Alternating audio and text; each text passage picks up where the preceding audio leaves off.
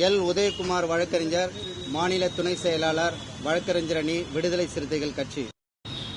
விடுதலை சிறுத்தை கட்சியின் தேசிய தலைவர் எழுச்சி தமிழர் அவர்களை தொடர்ந்து பொது மேடையிலும் சோசியல் மீடியாக்களிலும் அவதூறாக பேசி வந்து சமூகத்தில் ஒரு பதற்றத்தை ஏற்படுத்துகின்ற ஏர்போர்ட் மூர்த்தி கடந்த 6/9/2025 டிஜிபி அலுவலக முன்பு விசிகேனுடைய பொறுப்பாளர்களை கத்திமுனையில் தாக்கியுள்ளார்.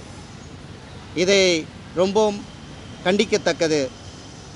இவர் மீது ஏற்கனவே பல காவல் நிலையங்களில் பல புகார்கள், எஃப்ஐஆர்கள் நிலுவையில் உள்ளது.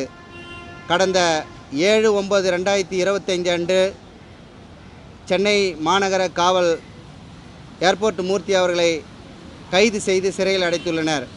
தற்போது பதற்றத்தை ஏற்படுத்தும் வகையில் அவர் நடந்ததை நாங்கள் வன்மையாக விடுதலை சிறுத்தை கட்சி வழக்கறிஞர் அணி சார்பில் கண்டிக்கின்றோம்.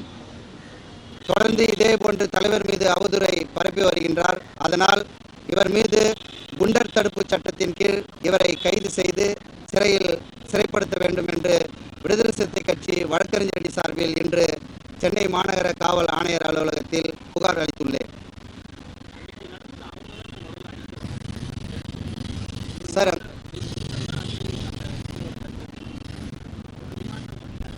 சார் கடந்த 6ஆம் தேதி டிஜிபி அலுவலகம் பக்கத்திலேயே விடுதலை சிறுத்தை கட்சியினுடைய முகாம்கள், பல முகாம்கள் வருது. பொறுப்பாளர்கள் அந்த இடத்துல இருக்கக்கூடிய பகுதி மயிலாப்பூர் பகுதி.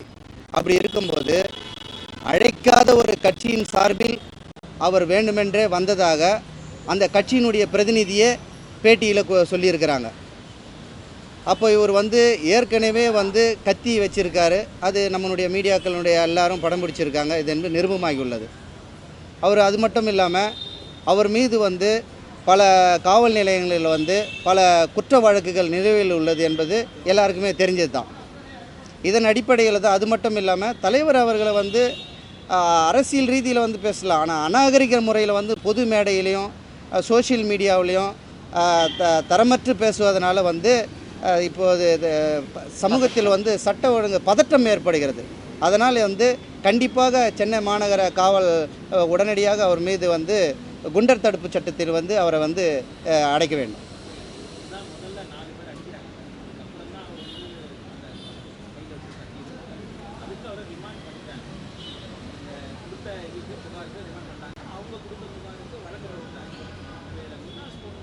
சார் கூண்டாஸ் போட வேண்டியன்னா ஏற்கனவே இவர் பொது மேடையில் பேசும் இடத்தெல்லாம் தலைவர், தேசிய தலைவர், எங்கள் கட்சியினுடைய தேசிய தலைவர் மீது அவதூறை பல வாலண்டரியாக அவதூறை பல விதமாக அவர் பேசுகிறார். மேடையில் சோஷியல் மீடியாலையும் பேசுகிறாரு.